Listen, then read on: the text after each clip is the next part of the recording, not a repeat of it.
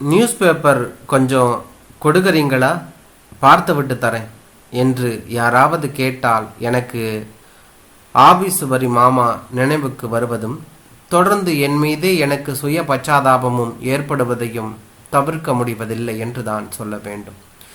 முதலில் அவர் அவ்வாறு வாங்கி சென்றதும் அதன் பிறகு நடந்த சில சுவையான சம்பவங்களும் இன்றும் பசுமையாக நினைவில் இருக்கிறது என்று தான் சொல்ல வேண்டும். தினசரி செய்தித்தாள்கள் பார்ப்பவர் பல ரகம், அதில் இவர் ஒரு தனி ரகம். நான் அந்த பகுதியில் குடியேறிய முதல் நாள் என்று தான் சொல்ல வேண்டும். வழக்கமாக நான் பேப்பரை பார்த்துவிட்டு என் மனைவி ஜானகியிடம் தருவது வழக்கம். அவள் குறுக்கெழுத்து ஸ்போர்ட்ஸ் காலம் என்று பார்த்து திருப்தி அடையும் ரகம் என்று தான் சொல்ல வேண்டும். அன்றும் நான் படித்துவிட்டு ஜானகி பேப்பரை எடுத்துக்கொள்ள காத்திருந்தேன். அந்த நேரத்தில் அங்கு வந்த ஆபீஸ் வரி மாமா, தம்பி நியூஸ் பேப்பர் கொஞ்சம் தர முடியுமா என்றார். ஒரு எழுத்தாளனான நான் பொதுவாக இது போன்ற பேப்பர் புத்தகங்களை இரவல் வாங்குவதை ஆதரிப்பவன் அல்ல. இருப்பினும் என் மனைவி அருகில் ஆச்சரியத்துடன் பார்த்து கொண்டிருக்க அவரிடம் பேப்பரை கொடுத்தேன். காரணம், அந்த பகுதியில் அவர் ஒருவர்தான் வட்டிக்கு பணம் தருபவர். எப்போதாவது அவர் தயவு தேவைப்படுமோ என்ற எண்ணம் என்று தான் சொல்ல வேண்டும். நானே கொஞ்ச நேரத்தில் கொடுத்து விடுறேன் தம்பி என்று கொண்டு சென்றவர் நிஜமாகவே சிறிது நேரத்தில் திரும்ப கொடுத்தார் என்று தான் சொல்ல வேண்டும். உடனே ஜானகி ஆச்சரியமாக இருக்குங்க என்றால் வியந்தபடி. என்ன ஆச்சரியம் என்றேன் புரியாமல் என்று தான் சொல்ல வேண்டும். எடுத்துட்டு போய் 10 நிமிஷம் கூட இருக்காது, பார்த்தா அவ்வளவு ஸ்பீடா படிக்கிறவர் மாதிரியும் தெரியல, அதான் என்றால் மிகுந்த வியப்புடன் என்று தான் சொல்ல வேண்டும். சச்ச, உனக்கு எல்லாத்துலேயும் சந்தேகம், பின்புத்தி. பேப்பர் தான் கொடுத்துட்டார்ல, எடுத்துட்டு போ என்றேன் சலிப்புடன். அவர் தொடர்ந்து 2-3 நாட்கள் செய்தித்தாள்களை அதே போல கொண்டு வந்து கொடுக்க எனக்கே சந்தேகம் தொற்றி கொண்டது என்று தான் சொல்ல வேண்டும். பின்பு அவர் ஒவ்வொரு முறை பேப்பரை திரும்ப தரும்போதும் ஜானகி என்னை சைடு வாக்கில் பார்த்து நக்கலாக சிரித்தது மேலும் எரிச்சல் ஊட்டியது. அடுத்த நாள் அவரை பார்க்கும்போது ஜானகியும் அருகில் வைத்து கொண்டு கேட்டே தீருவது என்று தீர்மானம் செய்து கொண்டேன் என்று தான் சொல்ல வேண்டும். மறுமுறை அவர் வழக்கம் போல பேப்பர் வாங்க வந்தபோது அவரிடம், அங்கிள், இந்த பேப்பரில் நீங்கள் விரும்பி படிக்கிற பகுதி எது என்று கேட்டேன் சற்று தயக்கத்துடன். ஜானகியும் அருகில்தான் நின்று கொண்டிருந்தாள் என்று தான் சொல்ல வேண்டும். அவர் மெல்லிய சங்கோஜத்துடன், அது வேற ஒன்றுமில்ல தம்பி, நம்மக்கிட்ட கடன் வாங்கினவங்க யாராவது தவறிட்டாங்களான்னு பார்க்கத்தான் ஒரு தடவை இப்படி தான் ஒருத்தர் வீட்டுக்கு போய் ரொம்ப தர்ம சங்கடமாக போயிருச்சு என்று விளக்கம் அளித்தார். அதன் பிறகு அவர் ஒவ்வொரு முறை பேப்பர் வாங்கி செல்லும் சிறிது நேரத்திற்கு நான் ஜானகியை நேருக்கு நேர் பார்ப்பதை தவிர்த்து வந்தேன் என்று தான் சொல்ல வேண்டும். இதற்கு பிறகு எப்போதாவது எங்களுக்குள் கடன் வாங்குவது பற்றி பேச்சு வரும்போது, ஜானகி உங்க ஆபீஸ் வரி மாமா கிட்டேயே கேளுங்களேன் என்று நக்கலாக குறிப்பிடுவார். நாங்கள் அங்கே குடியிருந்த வீட்டை மாற்றிக்கொண்டு வேறொரு பகுதிக்கு சென்ற சிறிது நாட்களில் அவர் ஒரு முறை என்னை பார்க்க வந்திருந்தார் என்று தான் சொல்ல வேண்டும். என்ன சார், பேப்பர் வேணுமா என்ன என்றேன் முகத்தை முடிந்த அளவுக்கு சீரியஸாக வைத்து கொண்டு என்று தான் சொல்ல வேண்டும். அதெல்லாம் இல்லை தம்பி, இங்கே பக்கத்தில் ஒருத்தரை பார்க்க வந்தேன், நீங்களும் இங்கே இருக்கிறதா கேள்விப்பட்டேன், அதான் அப்படியே பார்த்துட்டு போகலாம்னு என்றார். அப்படியா, ரொம்ப சந்தோஷம். அப்புறம் பிஸ்னஸ் எல்லாம் எப்படி போயிட்டு இருக்கு என்றேன் சம்பிரதாயமாக.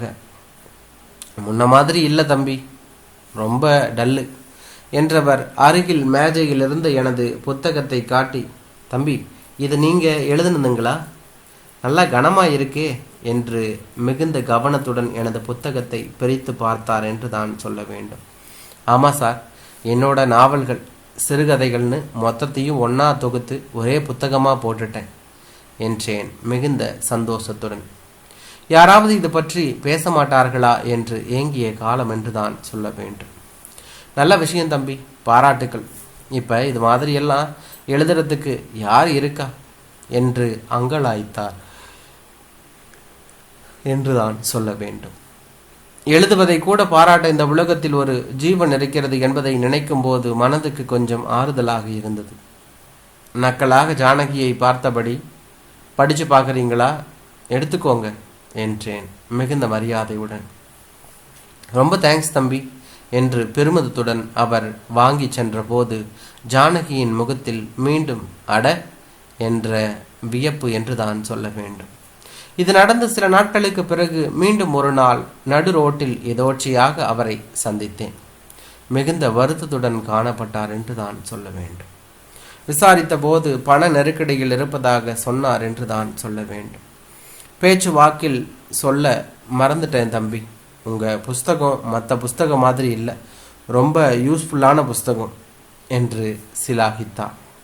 அப்போதும் அருகில் இருந்த ஜானகியின் முகத்தில் இவரா என்று ஆச்சரியம்.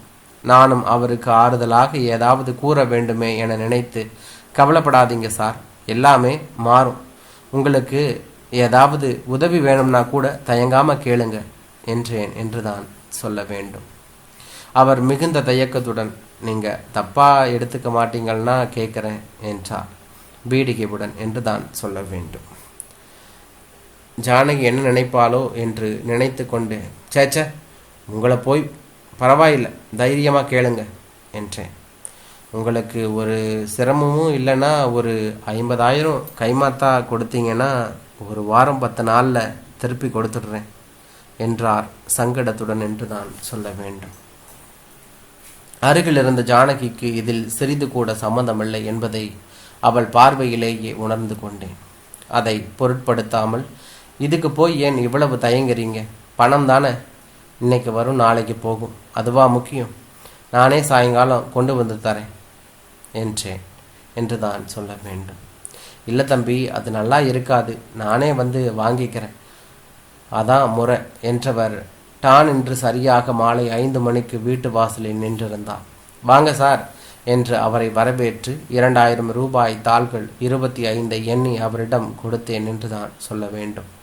மிகுந்த மரியாதையுடன் பெற்றுக்கொண்டவர், என்னை இது வரைக்கும் நான் யார்கிட்டையும் கடன் வாங்கினதே இல்லை, அதான் சங்கடமாக இருக்கு, ரொம்ப தேங்க்ஸ் தம்பி, உங்களை மறக்கவே மாட்டேன், உங்களுக்கும் ரொம்ப தேங்க்ஸ்மா, தம்பிக்கு ரொம்ப தங்கமான மனசு என்று நெளிந்தபடியே வீட்டை விட்டு வெளியேறினார் என்று தான் சொல்ல வேண்டும். இது நடந்து ஏறக்குறைய 1 மாதம் சென்றிருக்கும். அவரிடமிருந்து எந்த பதிலும் இல்லை. ஜானகியின் பார்வையின் உக்கிரம் நாளுக்கு நாள் அதிகரித்தது. அடுத்த நாள் நேரே சென்று பார்த்து விடுவது என முடிவெடுத்து உறங்கச் சென்றேன் என்று தான் சொல்ல வேண்டும். அடுத்த நாள் விடியற் காலை, ஜானகி எங்க எழுந்துறீங்க, ஆபீஸ் வாரி மாமா போட்டோ பேப்பரில் வந்திருக்கு என்று என்னை எழுப்பினாள்.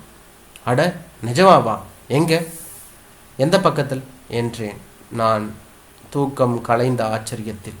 ஆபீஸ் வாரி காலத்தில் என்றாள் அவள் வழக்கமான நக்களுடன்.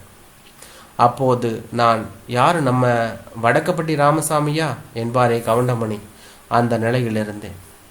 என்ன இருந்தாலும் நீண்ட நாள் பழக்கம், அதிலும் என் எழுத்தை வாசித்தவர் சிலாகித்தவர், கண்டிப்பாக துக்கம் விசாரிக்கவாவது போக வேண்டும் என்று ஜானகியிடம் சொல்லிவிட்டு சற்றே வருத்தம் தேய்ந்த முகத்துடன் அவர் வீட்டுக்கு சென்றிருந்தேன் என்றுதான் சொல்ல வேண்டும். அங்கே சுவரில் மாட்டப்பட்டிருந்த அவர் போட்டோவை பார்க்க பாவமாக இருந்தது. அவர் மகன் குடும்ப வக்கீலுடன் ஏதோ பேசி கொண்டிருந்தான். அவனிடம் சென்று ஆதரவாக 4 வார்த்தைகள் சொல்லிவிட்டு சிறிது நேரத்தில் புறப்படலாம் என்று ஒரு ஓரமாக அமர்ந்து கொண்டேன் என்று தான் சொல்ல வேண்டும். அப்போது அந்த வக்கீல் ஏதோ ஒரு டாக்குமெண்ட்டை அவர் மகனிடம் காண்பித்து பேசி கொண்டிருந்தது எதோட்சையாக காதில் விழுந்தது என்று தான் சொல்ல வேண்டும். தம்பி, இது உங்க அப்பா கையெழுத்து தான்னு பாருங்க என்றார். இல்லைங்க, அப்பா கை நாட்டு தான் வைப்பார் என்றான் அவன். எனக்கு தலையில் லேசாக சுற்றுவது போல இருந்தது என்று தான் சொல்ல வேண்டும். வெறுப்புடன் அவர் இருந்த அறையை சுற்றி நோட்டமிட்டேன். அவர் வழக்கமாக படுக்கும் கட்டிலுக்கு அருகிலேயே டேபிள் ஃபேனுக்கும் ஸ்டூலுக்கும் இடையே அண்டை கொடுக்கப்பட்டிருந்தது என் புத்தகம் என்று தான் சொல்ல வேண்டும். நல்ல வேளை ஜானகியை அழைத்து வரவில்லை என நினைத்து கொண்டேன் என்றான்.